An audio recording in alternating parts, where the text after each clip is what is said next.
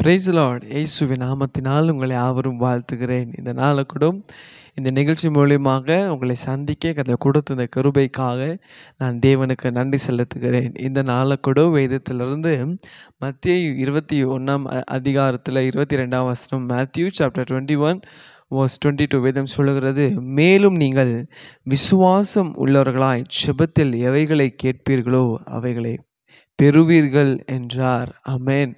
ஆண்டவர் சொல்றாரு, என் அன்பு மகளே, மேலும் நீங்கள் விசுவாசம் உள்ளவர்களாய் ஜெபத்தில் நீங்கள் எதெல்லாம் கேட்குறீர்களோ அதை நான் உங்களுக்கு தருவேன் என்று இயேசப்பா சொல்கிறாரு. ஆமென். நீங்கள் கேட்கலாம், அநேக வருஷமாக இந்த காரியத்துக்காக நான் ஜெபிக்கிறேனே, மணிக்கணக்காக நான் ஜெபிக்கிறேனே, ஆனால் என் ஜெபத்துக்கு ஒரு பதில் இல்லையே அப்படி நீங்கள் கேட்கலாம். ஆண்டு சொல்கிறாரு, நீங்கள் ஜெபிக்கிறீங்க ஆனால் அந்த ஜெபத்தில் விசுவாசம் இல்லை. ஆமென். அப்போ நீங்கள் கேட்கலாம், அப்போ நான் இவ்வளோ வருஷமாக ஜெபிச்சது வீணாக போயிடுச்சா?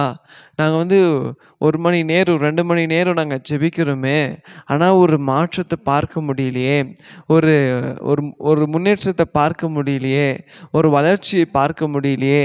நாங்கள் ஆண்டவரை நோக்கி எந்த காரியத்துக்காக ஜெபிக்கிறோமோ அந்த காரியத்துக்கு ஏசப்பா எங்களுக்கு பதில் கொடுக்கலையே அப்படின்னு நீங்கள் கேட்கலாம். ஆனால் ஆண்டவர் சொல்கிறாரு, நீங்கள் ஜெபிச்சிங்க இல்லைன்னு சொல்லலை, ஆனால் அந்த ஜெபத்தில் ஒரு விசுவாசம் இல்லை.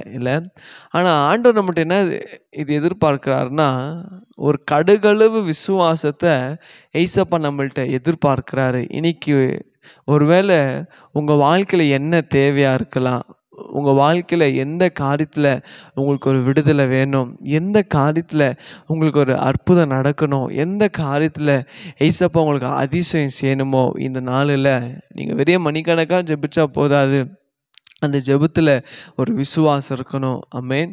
இன்றைக்கி உங்கள் வாழ்க்கையில் கூட இந்த விசுவாசம் இருக்குதா கொஞ்சம் யோசித்து பாருங்களேன். ஏதோ ஏசப்பா என் வாழ்க்கையில் அற்புதம் செய்யணும் அப்படின்னு சொல்லி ஒரு கடமைக்காக ஜெபிச்சா போதாது. ஆண்டவர் சொல்கிறாரு, நீங்கள் ஜெபிக்கிற ஜெபத்தில் ஒரு விசுவாசம் இருக்கணும். அப்போ ஆண்டவர் யாரோட ஜெபத்தை கேட்குறாருன்னா, விசுவாசம் உள்ள ஜெபத்தை தான் கர்த்தர் கேட்குறாரு. ஆகல இந்த நாளை கூட உங்கள் வாழ்க்கையில் எப்பேற்பட்ட தேவைகள் இருந்தாலும் சரி, இல்லை எந்த காரியத்தில் உங்களுக்கு அதிசயம் நடக்கணுமோ, அற்புதங்கள் நடக்கணுமோ, இந்த வேலையில் ஒரே நிமிஷம் நம்ம விசுவாசமாக ஏசப்பாட்ட கேளுங்க. ஏசப்பா ஆண்டவரே, இந்த வரைக்கும் நான் அநேக காரியங்களுக்காக நான் ஜெபிச்சிருக்கிறேன், அநேக நேரம் ஜெபிச்சேன், ஆனால் என் ஜெபத்தை விசுவாசம் இல்லை. ஆனால் இன்றைக்கி நான் விசுவாசத்தோடு ஜெபிக்கிறேன்ப்பா. நிச்சயமாக உங்கள் வாழ்க்கையில் கர்த்தர் அற்புதங்களை செய்வார். ஆமென். உங்கள் வாழ்க்கையில் இத்தனை வருஷம் அந்த காரியம் தடைப்பட்டு இருக்குதுன்னா, இத்தனை வருஷம் அந்த காரியத்துக்கு ஆண்டவர் பதில் கொடுக்கலன்னா, நீங்கள் தொடர்ந்து நீங்கள் ஜெபிங்க, விசுவாசத்தோடு ஜெபிங்க. ஆண்டவரே நீங்கள் செய்வீங்க, ஏசப்பா என் வாழ்க்கை இந்த அற்புதம் நடக்கட்டும் அப்படின்னு நீங்கள் விசுவாசமாக நீங்கள் ஏசப்பாவை நம்பி இருக்கும்போது கர்த்தர் நிச்சயமாய் உங்கள் வாழ்க்கையில் அற்புதங்களை செய்வார். ஜெபிக்கலாமா விசுவாசத்தோடு?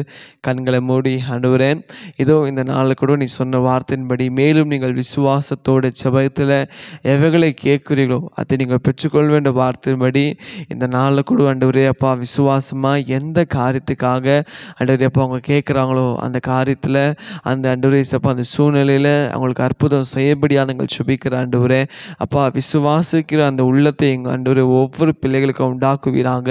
ஆண்டவரே அப்பா நாங்கள் எதுக்கு ஜெபிச்சாலும் ஆண்டவரே அப்பா விசுவாசத்தை ஜெபித்து அதை நாங்கள் பெற்றுக்கொள்ள கிருபை செய்வீராங்க.